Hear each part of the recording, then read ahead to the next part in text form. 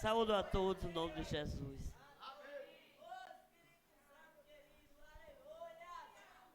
Fazia um tempo, né, que nós não víamos aqui, mas hoje Deus nos deu mais uma oportunidade de estar com os irmãos. Eu lembro que eu preguei aqui no aniversário, da última vez que eu vim, e graças a Deus os irmãos continuam animados, né? Fortalecidos na graça de Deus e no seu poder. A hora já está bem avançada, irmãos. Então vamos ler, sem mais demora, livro de Gênesis. Gênesis, capítulo 41. Dois versículos. 51 e o 52.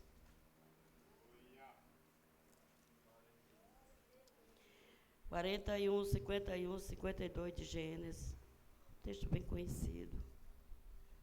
Nós vamos trazer uma breve reflexão da palavra de Deus para os irmãos nesta noite. Diz assim a palavra do Senhor. Chamou José o nome do primogênito Manassés, porque disse: Deus me fez esquecer de todo o meu trabalho e de toda a casa do meu pai. E o nome do segundo chamou Efraim, porque disse: Deus me fez crescer na terra da minha aflição. Nosso Deus e Pai, nós te louvamos por estarmos aqui, Senhor, junto com os irmãos da congregação de Soares nesta noite. Te louvamos porque tu nos trouxeste até aqui debaixo da tua paz, da tua mão poderosa e santa. Porque encontramos os irmãos ainda se reunindo, se congregando, animados, alegres, esperando a tua vinda, Deus. Queremos continuar te pedindo pela continuação deste trabalho, por esta congregação, Senhor, por este povoado, esta comunidade. E o Senhor continue salvando, abençoando, curando, fazendo, ó Deus, com que o teu povo cresça na graça e no conhecimento do teu Filho Jesus Cristo. Abençoa o pastor Lourival, sua família, e todos os irmãos que aqui se congregam, os que têm chegado para apoiar, para ajudar, Senhor. Que a tua boa mão recompense a cada um. E nesta noite, que o nosso coração esteja aberto, Senhor, os nossos ouvidos atentos, para ouvir, Senhor, o que o Senhor ainda tem para falar aos nossos corações nesta noite. Nos dá coração atento, Senhor bendito, e guarda todo este ambiente, Pai. É no teu nome, Jesus, por quem nós te oramos e por quem nós te agradecemos. Amém, Senhor. Meus amados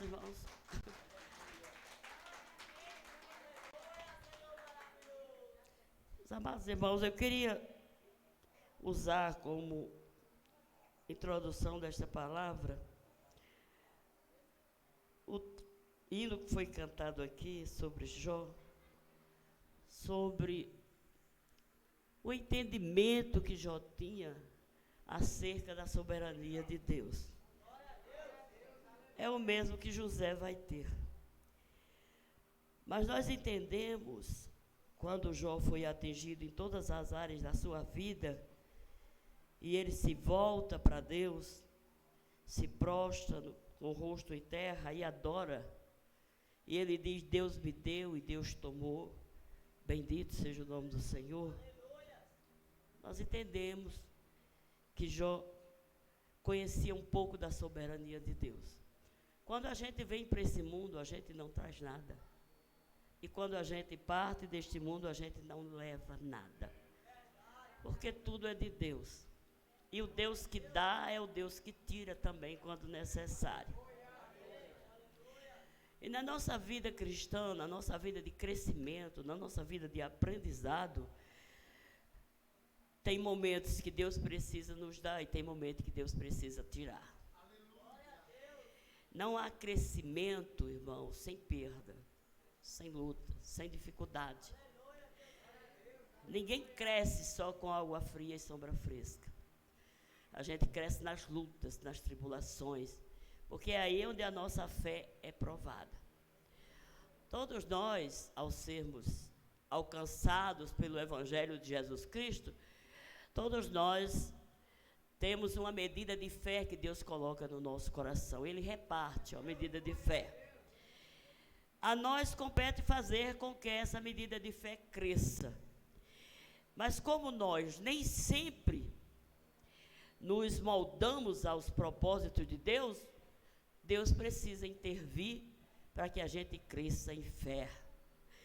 Porque nós fomos plantados neste mundo e, de uma certa forma, nós temos a nossa mente e o nosso coração muito voltados para quê? Quando era para estar voltado para o alto, para o céu. Como a gente é terreno ainda, né? Tem uma natureza divina, mas tem uma natureza terrena, luminosa, a gente muitas vezes se volta muito para as coisas daqui. E o que acontece é que se a gente se volta só para as coisas daqui, a gente acaba decrescendo espiritualmente, a gente acaba não avançando na fé. Jesus mandou a gente olhar para ele. O escritor aos Hebreus diz, olhando para Jesus, autor e consumador da nossa fé. Então, as lutas, as dificuldades, as tribulações, as enfermidades, as crises, elas são oportunidades, não para a gente abandonar a Deus, não para a gente deixar a igreja, não para a gente ir para o mundo, mas elas são oportunidades para a gente crescer em fé na presença de Deus. José é um dos nossos grandes exemplos dessa realidade na Bíblia. José vinha de uma família um tanto conturbada, porque Jacó, quem conhece a história sabe que ele teve 2 mulheres e teve 2 famílias. Teve, inclusive, filhos com a primeira esposa, filho com a serva da primeira esposa, filhos com a segunda esposa e com a serva da segunda esposa. Mas a esposa que Jacó realmente amava era Raquel. E ele não desejava ter casado com as 2 irmãs, ele queria casar só com uma, mas ele foi enganado pelo sogro. E como ele amava muito Raquel, acabou trabalhando mais 7 anos para casar com Raquel. Mas como Deus viu que Raquel era Léia era desprezada, que era a primeira esposa, Deus fechou a madre de Raquel. E Raquel não tinha filhos. E Raquel orou muito, chorou muito, lutou muito, até que chegou o tempo de Deus abrir a sua madre.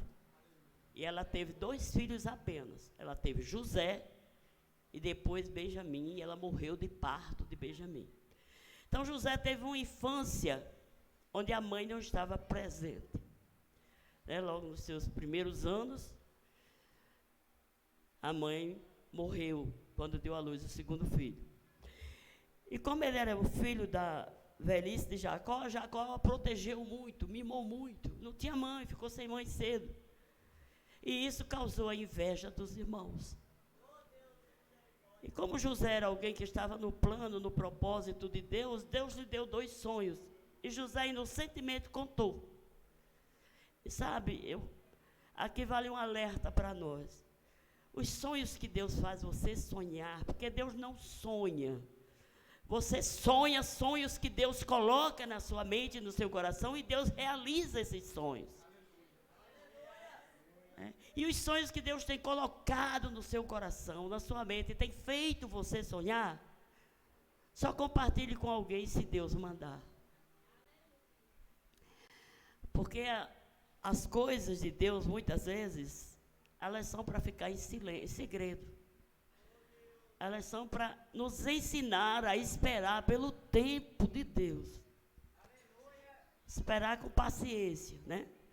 Porque quando a gente espera reclamando, murmurando, não é a paciência que Deus diz que a gente precisa ter para esperar. Quem espera com paciência, espera agradecendo, espera adorando, espera glorificando, espera crendo, espera com a certeza de que no tempo Deus vai chegar e vai cumprir, vai fazer.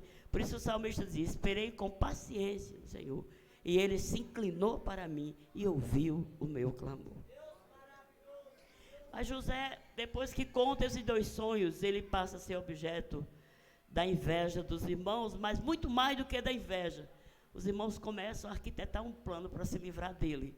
E nós conhecemos essa história, que eles tentam matá-lo, depois eles vendem a uma caravana de ismaelitas e de midianitas que iam para o Egito. E José chega ao Egito muito jovem, na sua adolescência, e vai ser escravo de Potifar.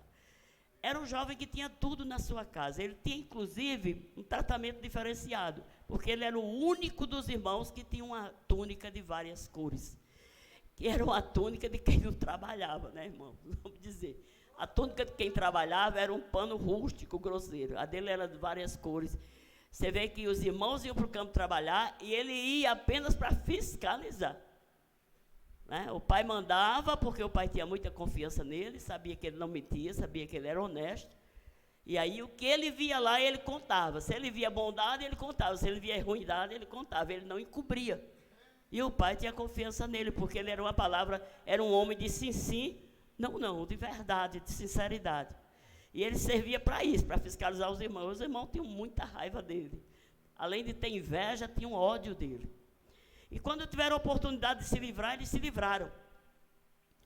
Mas quando José chega no Egito, ele não vai para lá apenas porque os irmãos tinham raiva dele, apenas porque os irmãos tinham inveja dele. Ele vai para lá porque Deus tinha um plano na vida dele. E tinha um plano para salvar a raça dele, a descendência de Abraão. E a gente tem que prestar atenção que tudo que acontece na nossa vida, se você pertence a Deus, se você está no plano de Deus, então tudo que acontece na nossa vida tem um propósito do próprio Deus.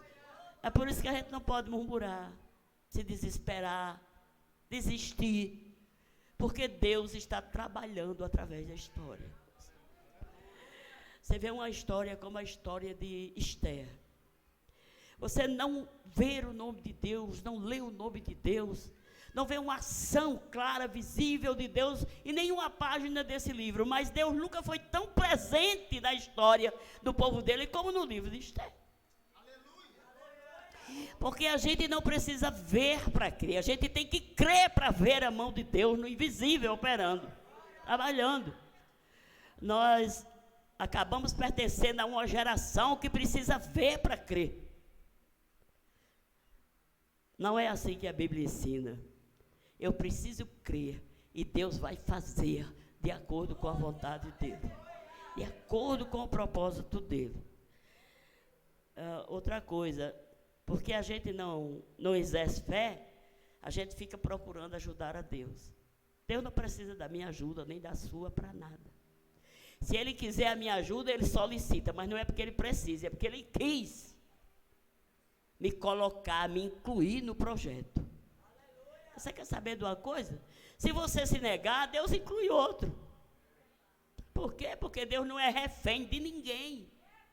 Tem gente que quer botar banca para fazer as coisas para Deus. Não faça isso, porque Deus não precisa de você. Nós é que precisamos de Deus. Tem um hino que diz que você, sem Deus, o que é você sem Deus? Deus sem você continua sendo Deus, mas você sem Deus não é nada. É um zero à esquerda. Porque se a gente for pensar mesmo, a gente só sobrevive, a gente só está de pé, a gente só está aqui cantando, adorando, louvando, porque Deus tem nos sustentado. O salmista dizia: eu dormi e acordei. Não foi porque tomei remédio, não foi porque estava com saúde. Eu dormi e acordei porque Deus me sustentou. Nenhuma folha da árvore se move nesse mundo sem o consentimento de Deus. Jesus disse: eu vou colocar nas minhas palavras, a gente quer ser tanta coisa, quer ter tanto poder, quer fazer isso acontecer. Jesus disse: deixa eu dizer uma coisa para vocês não podem acrescentar um côvado, um palmo à estatura de vocês. As irmãs aí que ainda podem usar salto alto, pode botar 15 centímetros, mas quando chega em casa que tira o sapato, pá, ela é do mesmo tamanho.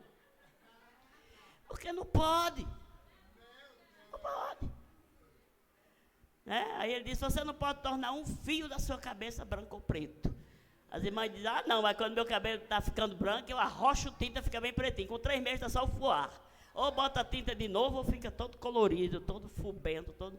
Porque não pode, irmãos. A gente tenta, mas não consegue. Se Jesus disse que eu não posso tornar um fio da minha cabeça branco ou preto, é porque eu não posso mesmo. Se eu não posso aumentar um côvado da minha estatura, é porque eu não posso. O que eu fizer com relação a isso vai ser engano, vai ser mentira. Nós temos que atentar para o que a palavra de Deus diz, porque ela é verdadeira. E a despeito do que eu penso ou do que você pensa, ela se cumpre do jeito que Deus falou. Aí José passa alguns anos na casa de Potifar e a Bíblia diz que Deus começa a abençoar José, porque ele prospera na casa de Potifar, e Potifar logo ele entra lá como um servo, como um escravo dos mais baixos, mas Deus começa a abençoar o trabalho das mãos dele, e a Bíblia diz que ele prospera porque Deus era com ele.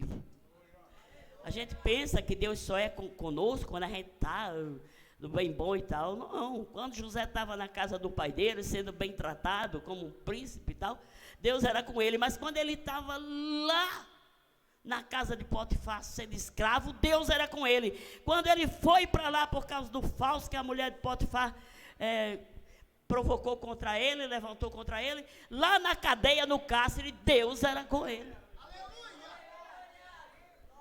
Você ouviu o irmão cantar aqui que Paulo e Silas estavam na prisão, mas Deus era com ele. E se o cárcere tivesse aberto como abriu, Deus é com ele. E se não tivesse aberto, Deus era com eles do mesmo jeito.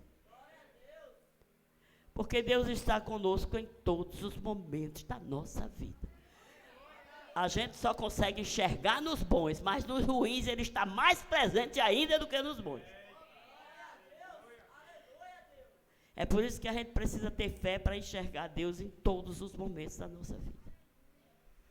Ele está lá quando você está com câncer, no estado terminal, ele está lá. Do mesmo jeito que ele está quando você está pulando num pé só, gozando saúde. Deus é o mesmo, ele não muda. O que muda somos nós. Ele está conosco em todos os momentos e tudo que ele permite na nossa vida está dentro do seu propósito eterno. Se for para curar, ele cura. Se for para levar, ele leva. O importante é que você esteja dentro da vontade dele. Por que é que Deus continuou sendo com José na casa de Potifar? Porque José continuou adorando a Deus e servindo a Deus do mesmo jeito. Se ele servia a Deus e adorava a Deus, e era sincero, era verdadeiro, era honesto quando estava na casa do pai, ele continuou do mesmo jeito na casa de Potifar. E ele continuou do mesmo jeito na prisão. Por que é que eu digo isso, irmãos? Porque quando José sai da prisão para ser governador, José teve a oportunidade de se vingar de todo mundo. Mas José não se vingou de ninguém. Sabe por quê? Porque a vingança pertence a Deus, não pertence a nós.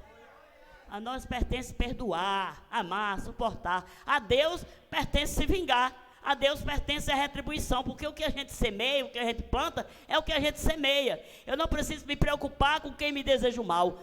Se ele está semeando o mal, ele vai colher o mal. Mas eu não preciso me preocupar nem desejar isso, porque a vingança pertence apenas a Deus, não pertence a nós. E Deus é quem retribui. A gente nem precisa desejar o mal a ninguém. Aquilo que o indivíduo planta é aquilo que ele colhe. E pronto. Mas isso não é porque eu quero, não. Isso é porque Deus determinou assim. Está escrito lá em Gálatas: de Deus ninguém zomba. Tudo que o homem semear, é isso exatamente que ele vai ceifar. Aí José está lá no cárcere, vai preso por causa de um falso que a mulher levantou. E ele poderia ter se deitado com aquela mulher. Vou dizer aos irmãos que aquela mulher era casada com eunuco. Eunuco é uma pessoa que não funciona, Mas todo mundo que morava em palácio de rei, que tinha acesso a palácio de rei, ele era o chefe da guarda do rei, era eunuco. Então, eu imagino que aquele homem sabia exatamente a peça que ele tinha em casa. Entendeu? Não acredito que José foi o primeiro que ela tentou, não acredito que... Acredito que foi o primeiro que resistiu, mas foi o primeiro que tentou, não.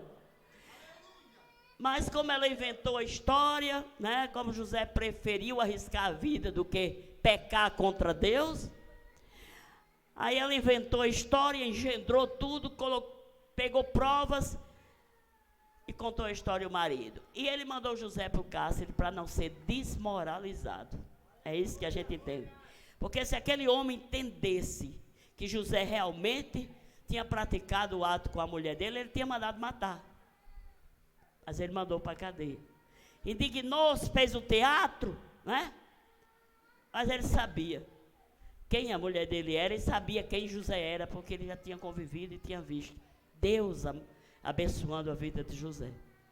Mas quando José sai do cárcere, que ele interpreta aqueles 2 sonhos do copeiro e do padeiro do rei, e 2 anos depois ele vai à presença de Faraó interpretar os sonhos de Faraó e é colocado como primeiro-ministro do Egito. Eu acho tão lindo esse texto quando Faraó diz que no Egito nenhum dedo se move sem a ordem de José. E abaixo dele, só José. Acima dele do trono, né? Acima de José, só ele. José ficou mandando em todo o Egito. Teve a oportunidade de se vingar da mulher de Potifar. Teve a oportunidade de se vingar de Potifar. Teve a oportunidade de se vingar do copeiro, o mal que se esqueceu dele. Ele pediu para falar a Faraó, se esquecer dele. Teve a oportunidade de se vingar dos irmãos que vieram comprar trigo no Egito, das mãos dele. Mas ele não se vingou de ninguém. Porque ele não era Deus. Ele disse, eu não estou no lugar de Deus. Vocês tentaram me fazer o mal, mas Deus me fez o bem. Deus transformou o mal em bem. Eu não estou no lugar de Deus para fazer nada contra vocês. Vocês me quiseram fazer o mal, mas Deus transformou isso em bem. E é o que vale, irmãos. É a bênção de Deus na nossa vida. O que vocês acham? Era melhor ele ter se vingado e ter perdido a comunhão, a bênção de Deus? Ou ter perdoado, esquecido, amado e continuado na bênção de Deus, na presença de Deus? Melhor o que ele fez, né? Por isso, irmãos, quando ele está nos 7 primeiros anos de fartura, ele casa com a filha do sacerdote, com a Zenate, e Deus lhe dá 2 filhos. O primeiro filho, ele diz, que nos tempos bíblicos, o nome de uma pessoa significava muito aquilo que a pessoa era. Representava muito. Hoje não, né? Hoje o povo bota nome de artista, nome não sei de quê, nome que a gente sabe nem falar. Mas naquele tempo não, os nomes tinham significado, correspondiam. O nome de Jacó, por exemplo, era Jacó, porque ele era enganador. Era o significado do nome dele. Aí ele botou o nome Manassés. Aí ele diz assim, José, Deus lhe deu o primeiro filho, ainda nos 7 anos de fartura, e ele colocou o nome de Manassés. E ele disse, o significado era, Deus me fez esquecer da casa de meu pai e de todo o trabalho. Todo o trabalho escravo, todo o trabalho humilhante. Porque se ele não tivesse esquecido, no sentido de perdoar, ele teria se vingado, porque ele era humano como qualquer um de nós. Mas ele preferiu esquecer. Ele preferiu perdoar. Porque perdoar é isso. A gente diz assim, quem perdoa esquece. Mas não é essa questão de ter amnésia. É esquecer sem guardar mágoa, sem guardar rancor, sem guardar desejo de vingança. É isso que ele diz. Todo o trabalho. E da casa do meu pai. Por que da casa do meu pai? Da casa do pai ele tinha 2 coisas para esquecer. Uma era o tempo que ele vivia bem com o pai. Tratado como um príncipe. Ele podia ter usado isso para viver uma vida de amargura no Egito. Eu era um príncipe na casa do meu pai, nem trabalhava, e aqui estou sendo escravo. E a segunda coisa que ele precisava se esquecer da casa do pai foi a maldade dos irmãos. Pensa se ele tivesse conservado esse ódio no coração, irmãos. A primeira coisa, Deus não teria abençoado ele como abençoou. Deus não teria sido com ele como foi. Ele iria ter uma vida de amargura, uma vida de tristeza, e acabar sendo depressivo, e acabar tendo depressão, ansiedade, acabar doente. Mas ele resolveu, ele decidiu, porque, eu não consigo esquecer. Você não consegue porque você não quer. Seja honesto com Deus e com você mesmo. É uma questão de decisão. José decidiu esquecer da casa do pai. Ele decidiu.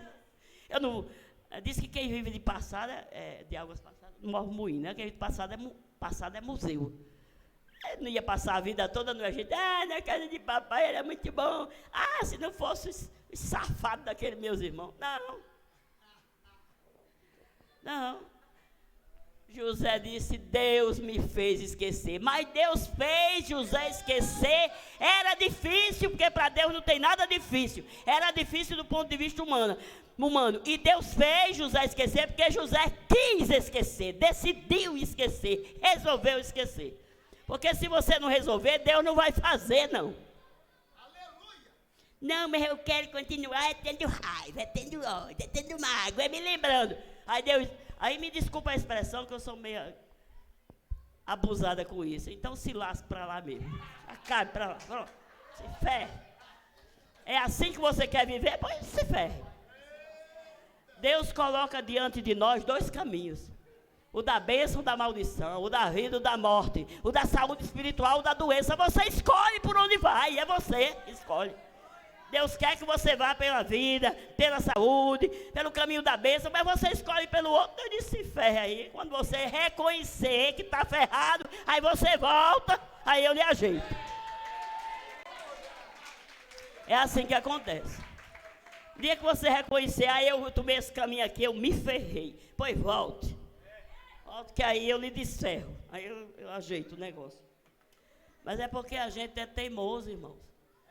Lá nos Salmos, o salmista diz assim, não seja teimoso como a mula, como o cavalo, que precisa de um freio para puxar. Não precisa, você tem a palavra, siga, obedeça. Pois é, ele disse, Deus me fez esquecer. E aí a segunda coisa só foi possível por causa da primeira. Aí Deus lhe deu o segundo filho, me diga a hora aí que eu estou terminando. Deus me deu o segundo filho e eu coloquei o nome de Efraim. Olha aí o significado. Deus me fez crescer na terra da minha aflição. Terra de aflição, terra de tribulação, terra de doença. É terra da gente crescer em fé. Da gente aprender a conhecer melhor o Deus que a gente serve. As crises, as tribulações, existem para isso. Para nos fazer crescer na fé. Uma fé que não é provada, não pode ser aprovada. Né?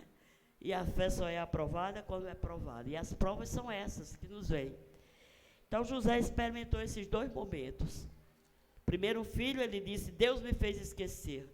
O segundo filho, ele disse, Deus me fez crescer na terra da minha aflição. Cresceu por isso, não foi murmurar, não foi guardar ódio, não foi guardar mágoa, não foi guardar rancor. Então, por isso ele pôde crescer na graça e no conhecimento de Deus. Que Ele nos ajude, que Ele nos abençoe, que nos nossos momentos de luta, de dificuldade, a gente olhe para esse personagem da Bíblia, que tem tantas lições para nos ensinar, irmãos, acerca de uma vida espiritual sadia, acerca de um crescimento espiritual, adequado para as nossas vidas. Que Deus nos abençoe. Amém.